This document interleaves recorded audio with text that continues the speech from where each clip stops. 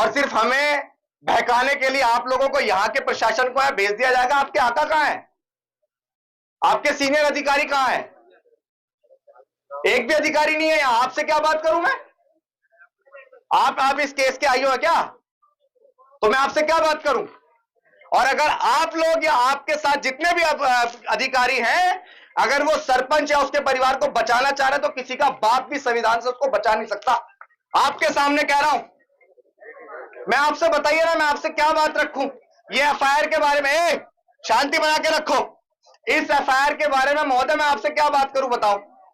अब मैं आपसे ये बात करूं कि आपके जितने भी अधिकारी यहां हैं वो एक नंबर के मूर्ख हैं। रही कि वो जो जमीन थी जिस पे बोरवेल लगा हुआ था, वो सरपंच अपनी सरपंच ही झाड़ रहा था वहां, उसके पूरे परिवार ने इस तरह का कृत्य किया है। पूरा परिवार बचेगा नहीं उसका किसी भी कीमत पे। सुनो एसपी महोदय, अगर हमारे लोगों का दमन आप ये सोच रहे हो कि आप अपनी कुर्सी पे चिपके रहोगे और हमारे लोगों की हत्याएं होती रहेंगी, तो याद रखना नाक में दम कर देंगे। एक भी रात चैन की नींद सो नहीं पाओगे अगर आरोपियों को बचाना चाह रहे हो तो। और जिन भी पुलिस कर्मियों ने, कौन सा थाना था वो? सुभाषपुरा पुलिस स्टेशन के, तो एसपी साहब कुर्सी पे चिपक गए क्या जो उठ के नहीं आ पा रहे? यहां कोई तो ऐसा सेवक मेरे सामने भारतीय संविधान के द्वारा जो अधिकारी मेरे नौकर हैं, उनमें से कोई एक नौकर तो बड़ा यहां पे खड़ा होता जो अपने मालिक को जवाब दे सकता। पता लगा कि जमीनी विवाद के कारण बोरवेल से पाइपलाइन को निकालने या लगाने के मामूली से विवाद के कारण चंद जातिवादी मानसिकता के हरामखोरों ने एक नौजवान युवक की, जिसकी उम्र 25-26 साल थी, उस युवक को लाठी डंडों से बड़ी बेरहमी से पीट पीट कर उसकी निर्मम हत्या कर दी।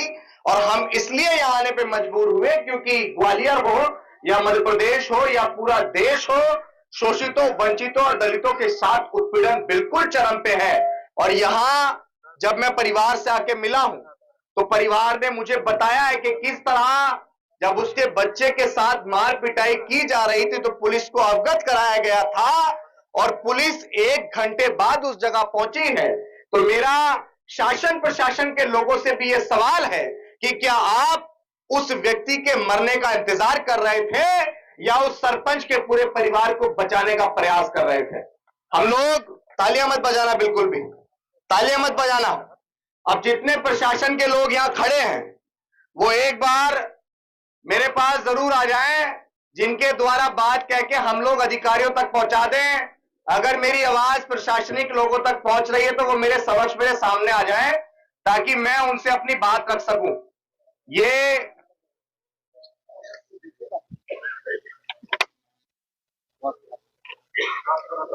सुभाषपुरा थाना अंतर्गत जी। आपका परिचय जान सकता हूं सर? अच्छा, जिनके साथ यहाँ एक भी अधिकारी नहीं है, वो जिले लेवल का कोई अधिकारी नहीं है यहाँ?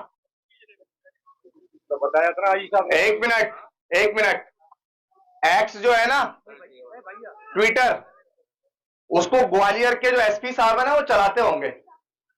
और ग्वालियर के एसपी महोदय को ना हमने ट्वीट करके ये भेज दिया था कि हम पहुंच रहे पीड़ित परिवार से मिलने। तो एसपी साहब कुर्सी पे चिपक गए क्या जो उठ के नहीं आ पा रहे? यहाँ या जॉन आईजी, जॉन डीआईजी, मतलब दलितों की जान इतनी सस्ती है क्या हमारे लोगों की? है हमारे लोगों को गाजर मूली की तरह काटा जाएगा और सिर्फ हमें बहकाने के लिए आप लोगों को यहाँ के प्रशासन को यहां भेज दिया जाएगा। आपके आका कहां है? आपके सीनियर अधिकारी कहां है? एक भी अधिकारी नहीं है यहां। आपसे क्या बात करूं मैं? आप इस केस के आई हो क्या? तो मैं आपसे क्या बात करूं?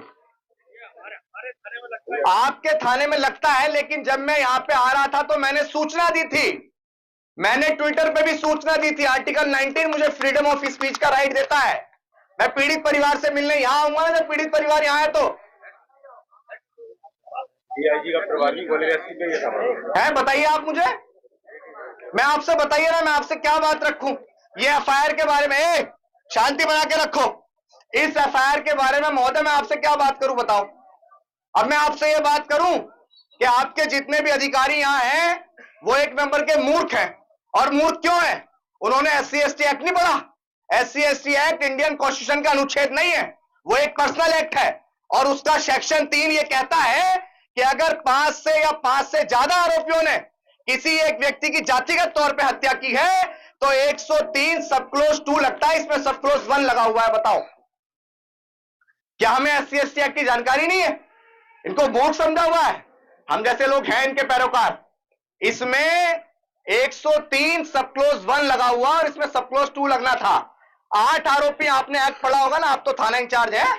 पर्सनल एक्ट ये कहता है ना, उसका सेक्शन 3 कहता है ना कि अगर 5 या उससे ज्यादा लोगों ने किसी एक व्यक्ति को घेर के मारा है तो उस पे 103 सब क्लोज 2 लगेगा। अभी अभी बदले हैं ना ये जितने भी एक्ट बदले हैं, जितने भी अनुच्छेद बदले, अभी बदले हैं ना कुछ दिन पहले। ये नया आपको बता रहा हूं मैं। तो ये क्यों लगा है? लीपापोती हो रही है, बचाने का प्रयास किया जा रहा है आरोपियों को, और उसमें कम से कम सजा आजीवन कारावास है, कम से कम सजा आजीवन कारावास है। और अगर आप लोग या आपके साथ जितने भी अधिकारी हैं, अगर वो सरपंच या उसके परिवार को बचाना चाह रहे तो किसी का बाप भी संविधान से उसको बचा नहीं सकता, आपके सामने कह रहा हूं।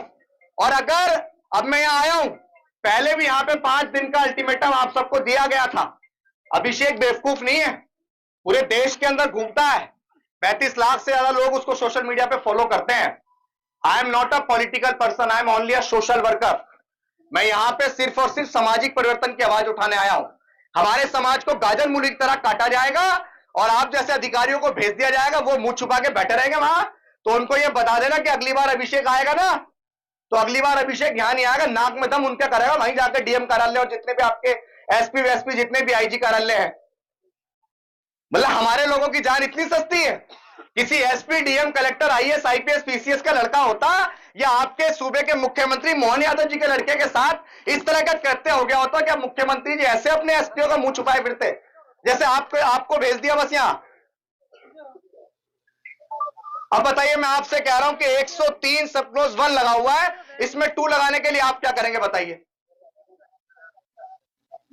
आप मुझे बताइए ना महोदय कि ये गलती है या नहीं है?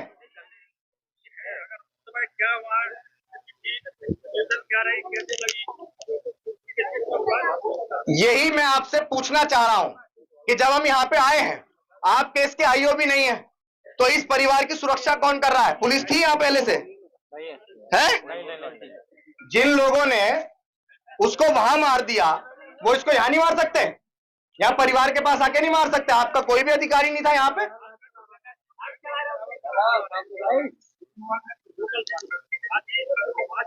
व्यक्ति को मारने के लिए ना टीआई साहब, व्यक्ति को मारने के लिए ना हवा भर का समय लगता है, पता है आपको? वहां रोड से आएगी एक बाइक, इसका भाई घूम रहा हो, इसकी मां घूम रही हो, इसके पिताजी घूम रहे हो, सिर्फ और सिर्फ वहां से आएगी एक बाइक और एक गोली मार के चली जाएगी। फिर क्या करेंगे आप लोग?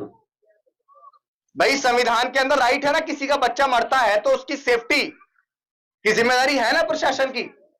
आप मुझे बताइए कि आपका एक भी सिपाही यहां लगातार मौजूद नहीं था घर पे, मर्डर हुई है, डेथ हुई है, हत्या हुई है, ये अपने आप नहीं मरा है, सुसाइड नहीं किया उसने, हत्या हुई, आपकी जिम्मेदारी, आपकी रिस्पॉन्सिबिलिटी है इस परिवार की रक्षा सुरक्षा करना, लेकिन आप लोग यहां मौजूद नहीं थे।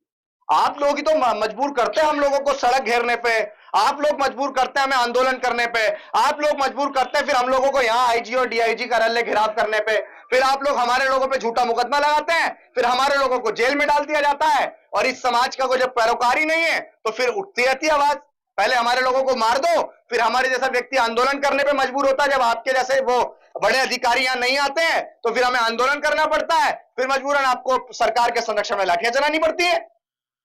पिस्ता कौन है? जिसका मरा है वही पिस्ता है।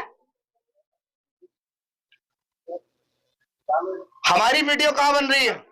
सुनो एसपी महोदय, अगर हमारे लोगों का दमन, आप ये सोच रहे हो कि आप अपनी कुर्सी पे चिपके रहोगे और हमारे लोगों की हत्याएं होती रहेंगी, तो याद रखना नाक में दम कर देंगे, एक भी रात चैन की नींद सो नहीं पाओगे अगर आरोपियों को बचाना चाह रहे हो तो। और जिन भी पुलिस कर्मियों ने, कौन सा थाना था वो, सुभाषपुरा पुलिस स्टेशन के टीआई को, अगर हम लोग मानते हैं ये बात भी, चलिए संविधान देश में है, जांच करने के लिए आपको भी समय चाहिए, अधिकारियों तक हमारी बात को पहुंचा देना कि अभिषेक आया था, और आज के बाद ना ये मुद्दा नेशनल हो चुका है, इस बात को याद रखना। मैं यहां आया हूं, ये मुद्दा नेशनल हो चुका है, पूरे देश में घूमता हूं मैं, और अभी मेरे कार्यक्रम लगे हुए इंदौर में और बहुत सारी जगह, हर जगह पे आवाज उठाऊंगा और एसपी साहब को तो मैं बताऊंगा, मतलब हम यहाँ मौजूद हैं और एसपी साहब अपने जिले में बैठे हुए हैं और किसी हत्या का इंतजार कर रहे हैं और इसमें 103 मन लगा के और चुपचाप बैठ गए। कौन है इस केस के आईओ, नाम पता है आपको? देखिए, आपको यह भी नहीं पता कि आईओ कौन है? मैं आपकी बात सब कुछ मान रहा हूं, लेकिन आप मुझे बताइए, सिर्फ और सिर्फ कानून व्यवस्था को संभालने के अलावा दूसरी कोई जिम्मेदारी है अभी आपकी यहां? कोई तो ऐसा सेवक मेरे सामने भारतीय संविधान के द्वारा जो अधिकारी मेरे नौकर हैं, उनमें से कोई एक नौकर तो बड़ा यहां पे खड़ा होता जो अपने मालिक को जवाब दे सकता। यहां आप ये वीडियो बना रहे हैं, वीडियो तमाम अधिकारियों तक पहुंचा दीजिए कि सबसे पहले तो सुभाषपुरा के जो टीआई साहब हैं, थाना प्रभारी को टीआई बोलते हैं ना यहाँ, प्रभारी अलग है, राजीव दुबे ऐसा ही। अच्छा, ये जो भी है सुभाषपुरा के, क्या नाम था उनका? राजीव दुबे। राजीव दुबे जी। राजीव दुबे जी ने जब ये वर्दी पहनी थी तो वर्दी पहनते वक्त शपथ ली थी कि हम लोग कानून का पालन करेंगे और संविधान, अगर मेरे परिवार ने भी गलत किया होगा तो भारत के संविधान के नाम पर जो मैंने वर्दी पहनी हुई है जनता की सेवा के लिए, मैं अपने परिवार के ऊपर भी कठोर कार्रवाई करूंगा। लेकिन उन्होंने इस पीड़ित परिवार को सकुशल न जवाब दिए, न इस पीड़ित परिवार के साथ सकुशल मदद की, और ये पीड़ित परिवार उनकी कार्रवाई से संतुष्ट नहीं है। तो सुभाषपुरा पुलिस स्टेशन के जो एसओ साहब, एसएचओ साहब हैं, क्या नाम बताया? राजीव दुबे जी, उनको तत्काल प्रभाव से बर्खास्त किया जाए, ये हमारी पहली मांग है। आपकी वीडियो बन रही है, आप नोट कर लीजिएगा कि यहाँ पे दलितों पर पिटाई करवा देते हैं और उन पर क्रॉस केस करवा देते हैं। मराई उनकी लगती है दलितों की, और क्रॉस पैसे के दम पे राजीव दुबे क्रॉस केस करवा देते हैं। नहीं, मैं खड़ा हूँ यहाँ, फांसी लगा दे कोई मुझे। नहीं, मैं तो मरने आया हूँ यहाँ, मेरे लोगों को मारा जाएगा तो मैं तो मरने आया हूँ, कोई लगा दे फांसी मुझे। सुनो, और सबसे बड़ी एक और चीज मैं आपको बता दूं कि वो जो जमीन थी ना, आप उठो माँ, आप उठो, उनके लिए बुला रहे हैं। ये पकड़ना जरा, एक मिनट, ये वो पेज खोलना जरा। जब मैं यहाँ आया ना टीआई साहब, तो इस माँ ने मुझे बताया, और मैं ये समझता हूँ कि आप अगर पिता है ना तो इस दर्द को मुझे लगता है बेहतर तरीके से समझ सकते होंगे। मैं ये समझता हूँ कि आप इस माँ के दर्द को बहुत अच्छे से समझ रहे होंगे कि इस माँ का एक 25-26 साल का जवान बच्चा चला गया। ये वो माँ है, जब बच्चा बहुत छोटा सा होता है ना तो वो कहावतें चलती है, गानों में भी चलता है कि माँ खुद गीले में सोती है और बच्चे को सूखे में सोती है। 26 साल का हो जाए, उसकी शादी भी नहीं हुई थी, शायद 1-2 साल बाद उसकी शादी होनी होगी। इस दिन के लिए नहीं, माँ वो सारे कष्ट उठाती है कि उसके बच्चे को कोई भी यूं ही मार दे। वो बच्चा गया था, और ये भी जानकारी मिल रही है कि वो जो जमीन थी जिसपे बोरवेल लगा हुआ था, वो सरपंच अपनी सरपंचाई झाड़ रहा था वहां, उसके पूरे परिवार ने इस तरह का कृत्य किया है। पूरा परिवार बचेगा नहीं उसका किसी भी कीमत पे। संविधान के दायरे में कह रहा हूं इस बात को। इस माँ ने मुझे बताया कि वो जमीन भी हमारी थी, है ना? जमीन हमारी थी, वो पूरी हमारे पिताजी खत्म हो गए तो हमारे नाम कर गए थे। 3 बहनें हैं हम, देखिए, तीनों बहनों के नाम कर गए पिताजी। अब इनकी 3 बहनें हैं साथ में, इनके पिताजी जब गए तो वो 3 बहनों के नाम उन जमीनों को कर गए और उस सरपंच ने वो जमीन कब्जा कर ली। 4 दिन पहले आवेदन पहुंच चुका था, पहले से लगा हुआ। 4 दिन पहले आवेदन पहुंच चुका था, घटना से पहले। लेकिन जब भी मकान ढाया नहीं गया, कब्जा वहां से वापस नहीं लिया गया, परिवार को नहीं दिया गया। और आपको यह भी पता होगा कि अगर शेड्यूल कास्ट की जमीन पर कोई कब्जा करता है तो वैसे ही SC/ST एक्ट बन जाता है ना। SC/ST एक्ट, ना कोई जाति सूचक गालियां देनी है, ना उसकी हत्या करनी है, ना उसको पीटना है। आप शेड्यूल कास्ट की जमीन पे अगर कब्जा भी करते हैं तो भी SC/ST एक्ट लग जाता है। क्या लगाया? पहले 4 दिन का आवेदन दिया, लगाया क्या? बताइए, मेरे पास कोई जानकारी नहीं। कितनी दूर है यहाँ से SP का कार्यालय? है? चलो SP कार्यालय चलेगा, चलो। माँ मेरे साथ चलो, सब लोग शांति बना के रखो, ठीक है? बिल्कुल, बहुत आराम से, बहुत ध्यान से। कितनी दूर है SP कार्यालय? चलो एसपी साहब हमारे पास नहीं आए, हम चल देते हैं एसपी साहब के पास। हम क्या कह रहे हैं?